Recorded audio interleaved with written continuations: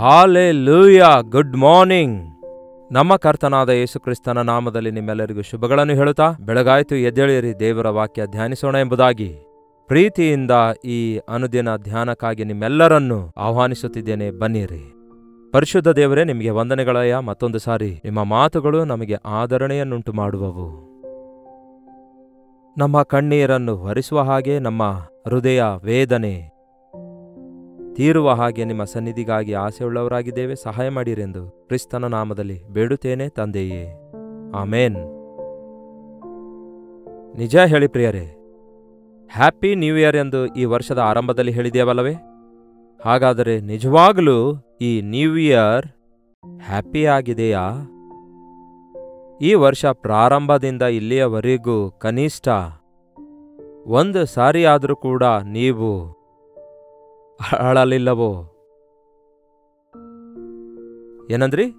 ನೀವು ಹೇಳಿದ್ರೂ ಕೂಡ ನನಗೆ ಕೇಳಿಸೋದಿಲ್ವಲ್ಲ. ನಿಮ್ಮ ಹೆಸರು, ಊರು ಸಹಿತವಾಗಿ ಲೈವ್ ಚಾಟ್ನಲ್ಲಿ ಬಂದು ಎಸ್ ಆರ್ ನೋ ಎಂದು ಟೈಪ್ ಮಾಡಿರಿ. ನಾನು ವೀಕ್ಷಿಸ್ತಿದ್ದೇನೆ.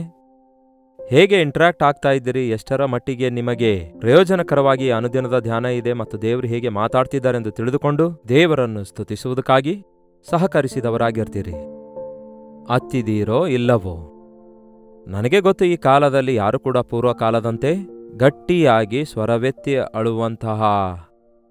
ಅಳುವುದಾಗಲಿ, ಕಣ್ಣೀರು ಸುರಿಸಿ ಅಳುವುದಾಗಲಿ, ಕಣ್ಣೀರಿನಿಂದ ತುಂಬಿದ ಮುಖದೊಂದಿಗೆ, ಕಣ್ಣೀರು ಉಕ್ಕಿಕೊಂಡು ಬರುವ ಕಣ್ಣೀರಿನೊಂದಿಗೆ ಅಳುವಂಥವರನ್ನು ಹೆಚ್ಚಾಗಿ ನಾವು ನೋಡೋದಿಲ್ಲ.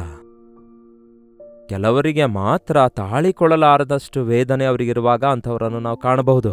ಮೇ ಬಿ ಒಂದು ಮರಣದ ಸಂದರ್ಭದಲ್ಲಿ, ಪ್ರಿಯರನ್ನು ಕಳೆದುಕೊಂಡ ಸಂದರ್ಭದಲ್ಲಿ, ತಾಳಿಕೊಳ್ಳಲಾರದ ಪರಿಸ್ಥಿತಿ ಎದುರಾದಾಗ, ಅದನ್ನು ಹೊರತುಪಡಿಸಿ ಒಬ್ಬಂಟಿಗರಾಗಿದ್ದಾಗ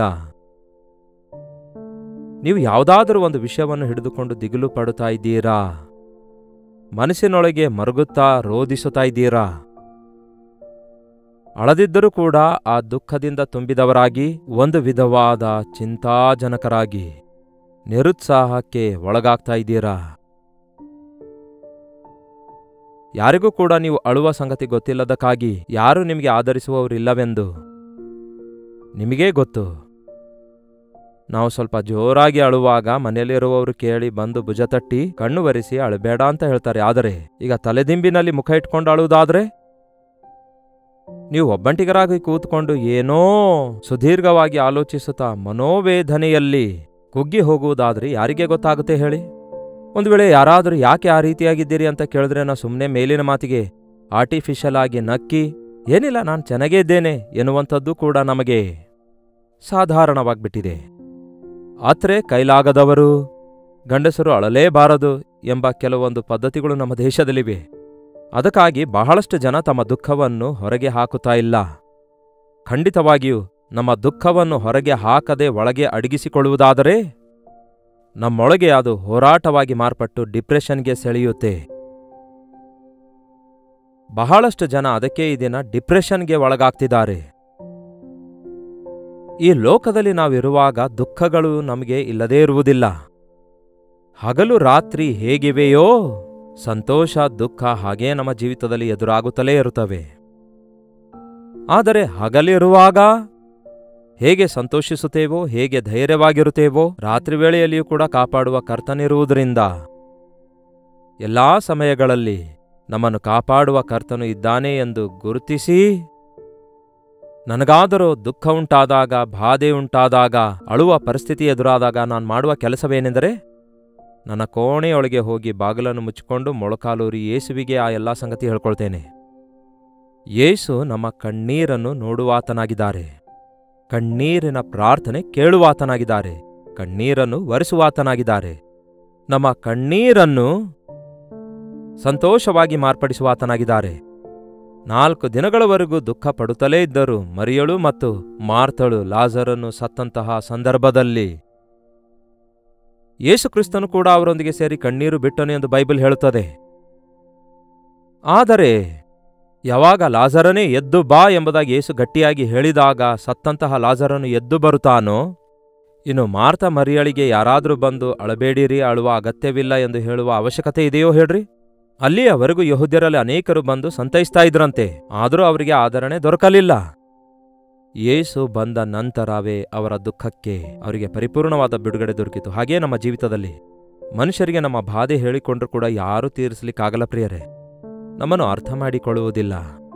ಆದರೆ ಕರ್ತನ ಸನ್ನಿಧಿಗೆ ನಾವು ಒಬ್ಬಂಟಿಗರಾಗಿ ಹೋಗಿ ಪ್ರಾರ್ಥಿಸುವುದಾದರೆ, ನಿಮ್ಮ ಕಣ್ಣೀರನ್ನು ದೇವರ ಸನ್ನಿಧಿಯಲ್ಲಿ ಸುರಿಸುವುದಾದರೆ, ಆ ಹನ್ನ ದೇವರ ಆಲಯದೊಳಕ್ಕೆ ಹೋಗಿ ದುಃಖದಿಂದ ಬರ್ತಾ ಇದ್ದಳೇ ಹೊರತು ಯಾರಿಗೂ ಹೇಳಿಕೊಳ್ತಾ ಇರಲಿಲ್ಲ ಮಕ್ಕಳಿಲ್ಲ ಎಂಬ ಸಂಗತಿ. ಆ ದುಃಖ ತಾಳಲಿಕ್ಕಾಗ್ತಿರಲಿಲ್ಲ. ಆದರೆ ಒಂದು ದಿನ ದೇವರ ಆಲಯಕ್ಕೆ ಹೋಗಿ ನೀರನ್ನೋ ಎಂಬುವಂತೆ ತನ್ನ ಹೃದಯವನ್ನು ದೇವರ ಸನ್ನಿಧಿಯಲ್ಲಿ ಸುರಿಸುತ್ತಾಳೆ, ನರಳಾಡುತ್ತಾ ಪ್ರಾರ್ಥಿಸುತ್ತಾಳೆ. ಆಗ ದೇವರಿಂದ ಒಂದು ವಾಗ್ದಾನ ಆಕೆಗೆ ಬರುತ್ತೆ. ಮುಂದಿನ ವರ್ಷ ಒಂದು ಮುದ್ದಾದ ಮಗು ನಿನಗಿರುತ್ತೆ ಅಂದಾಗ ಅಂದಿನಿಂದ ಆಕೆ ದುಃಖಪಡುವುದನ್ನು ಬಿಟ್ಟು ಬಿಡುತ್ತಾಳೆ. ಹಾಲೆಲೂಯ.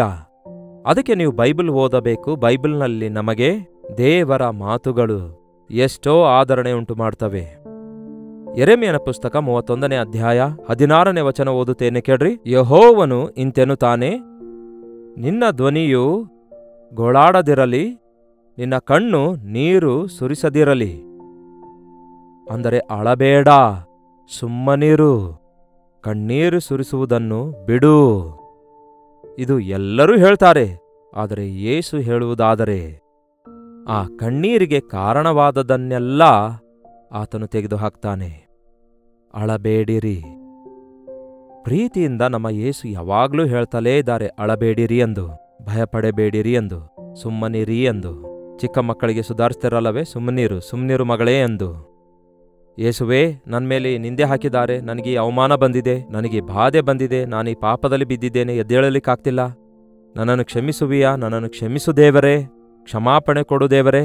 ನಿಜವಾಗ್ಲೂ ಹೇಳಬೇಕಾದರೆ ಕ್ಷಮಾಪಣೆ ಹೊಂದಲಾರದಷ್ಟು ಘೋರ ಪಾಪಿ ನಾನಾಗಿದ್ದೇನೆ ಎಂದು ನೀವು ಎಷ್ಟೇ ಪ್ರಲಾಪಿಸುತ್ತಾ ಇದ್ರೂ ಕೂಡ ದೇವರು ಹೇಳ್ತಾರೆ, ಸುಮ್ನಿರಿ. ಆ ದಾರಿ ತಪ್ಪಿ ಹೋದ ಮಗನು ತಿರುಗಿ ಬಂದಾಗ ಹೇಳ್ತಾನೆ, ಅಪ್ಪ ನಾನು ಪಾಪ ಮಾಡಿದ್ದೇನೆ, ಇನ್ನು ನಿನ್ನ ಮಗನಾಗಿರಲಿಕ್ಕೆ ನಾನು ಯೋಗ್ಯನಲ್ಲ, ಕೂಲಿ ಆಳುಗಳಲ್ಲಿ ಒಬ್ಬನಂತಿಟ್ಕೋ ಅನ್ನುತ್ತಾನೆ. ಅಷ್ಟಕ್ಕೂ ತಂದೆ ಆ ಮಾತಿಗೆ ಉತ್ತರವೇ ಕೊಡಲಿಲ್ಲ. ಸುಮ್ನಿರು ಮಗನೇ, ಅಳಬೇಡ, ಬಾ ಮಗನೆ ಅಂತ ಹೇಳಿ ಅಪ್ಪಿಕೊಳ್ತಾನೆ. ಮನೆಯೊಳಗೆ ಕರೆದೊಯ್ದು ಶ್ರೇಷ್ಠ ನಿಲುವಂಗಿ ತೊಡಿಸುತ್ತಾನೆ, ಉಂಗರ ತೊಡಿಸುತ್ತಾನೆ, ಜೋಡುಗಳನ್ನು ತೊಡಿಸುತ್ತಾನೆ, ಸಂತೋಷಿಸುತ್ತಾನೆ. ಎಂಥ ದೊಡ್ಡ ದೇವರು ನಮಗಿದ್ದಾರೆ ನೋಡಿ. ನಾವು ಅಳ್ತಾ ಇರೋದಾದ್ರೆ ನೋಡಿ ಸುಮ್ಮನಿರುವ ದೇವರಲ್ಲ. ಯಾವಾಗಲೂ ಅಂದರೆ ಬಹಳಷ್ಟು ಸಾರಿ ನಾವು ದೇವರಿಗೇ ದುಃಖಪಡಿಸುತ್ತಾ ಇರ್ತೇವೆ. ಯಾವತ್ತೇ ಆಗಲಿ ದೇವರು ಹೃದಯಪೂರ್ವಕವಾಗಿ ಮನುಷ್ಯರಿಗೆ ದುಃಖವಾಗಲಿ ವಿಷಾದವಾಗಲಿ ಉಂಟು ಮಾಡುವಾತನಲ್ಲ. ನಮ್ಮ ಜೀವಿತದಲ್ಲಿ ಇದು ನೆನಪಿಟ್ಕೊಳ್ಬೇಕು, ಇದನ್ನು ಜ್ಞಾಪಕದಲ್ಲಿಟ್ಕೊಳ್ಬೇಕು.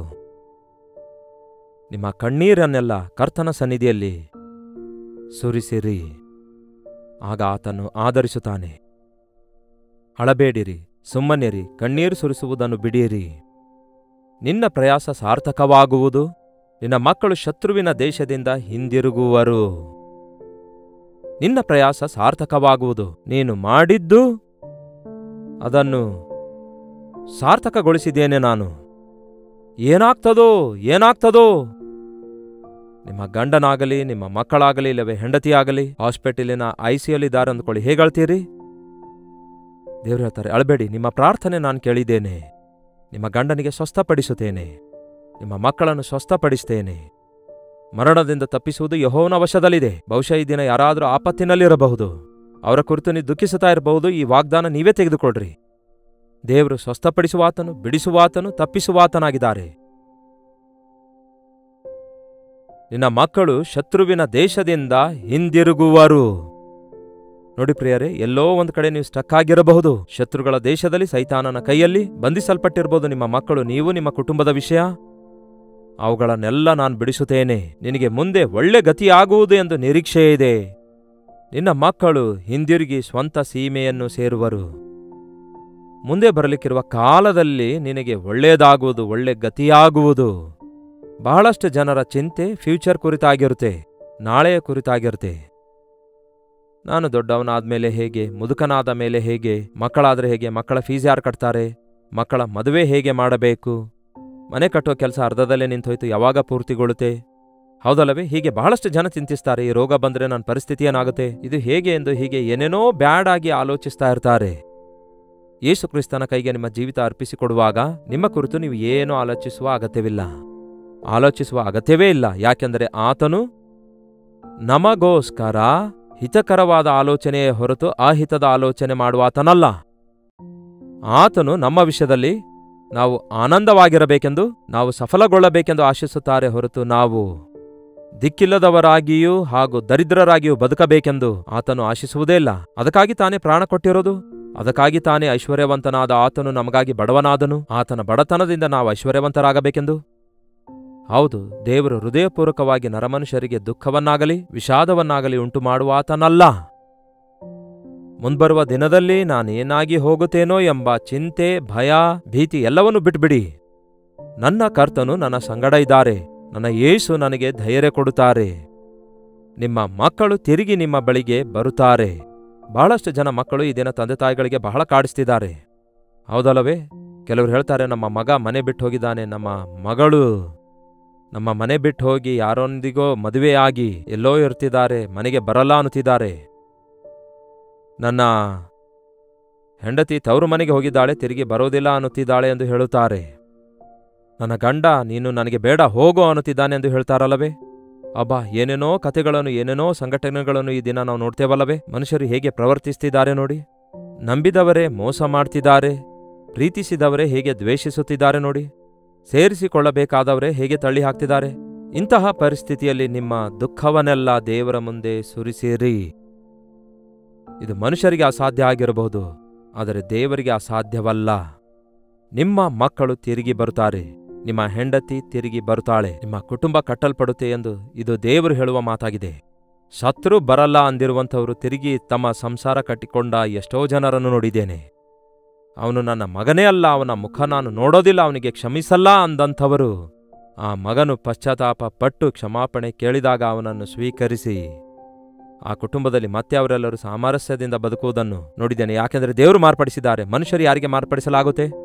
ಮನುಷ್ಯನ ಹೃದಯ ಮಾರ್ಪಡಿಸುವವನು ಮನುಷ್ಯನಾಗಿರೋದಾದರೆ ಯೇಸು ಕ್ರಿಸ್ತನು ಈ ಲೋಕಕ್ಕೆ ಬರುವ ಅವಶ್ಯಕತೆಯೇ ಇರಲಿಲ್ಲ.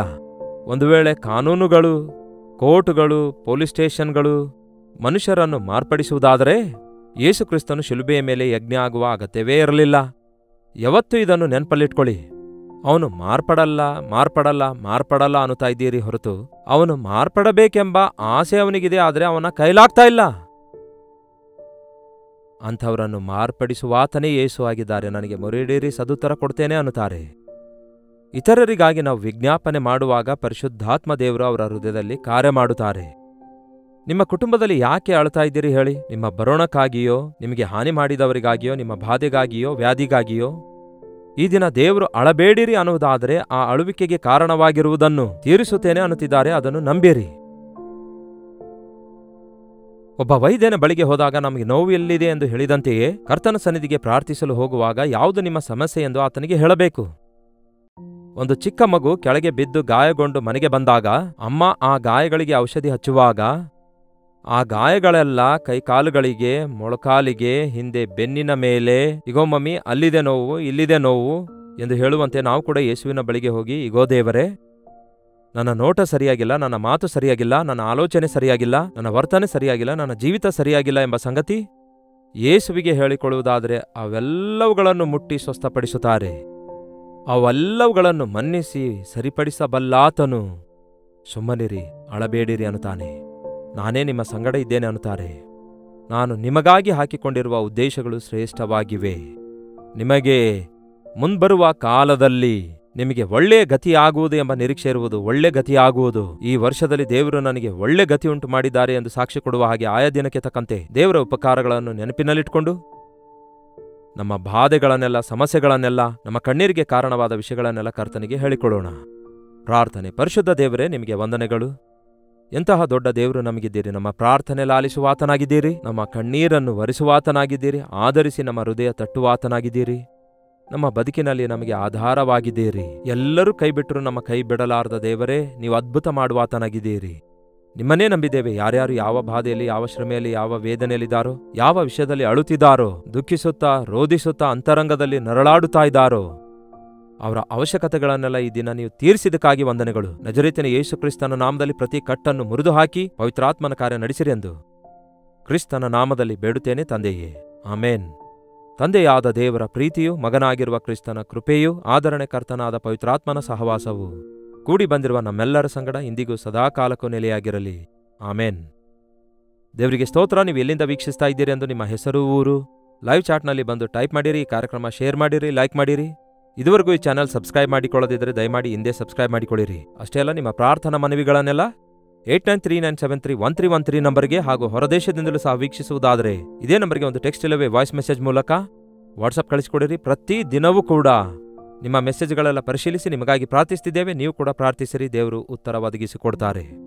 ಕರ್ತನ ಚಿತ್ತವಿರುವುದಾದರೆ ಮತ್ತೆ ನಾಳೆ ಬೆಳಗ್ಗೆ ಇದೇ ಅನುದಿನದ ಧ್ಯಾನ ಎಂಬ ಕಾರ್ಯಕ್ರಮದಲ್ಲಿ ಮತ್ತೆ ಭೇಟಿಯಾಗೋಣ. ಅಲ್ಲಿವರೆಗೂ ದೇವರ ಮಹಾಕೃಪೆ ನಿಮ್ಮೆಲ್ಲರೊಂದಿಗಿರಲಿ.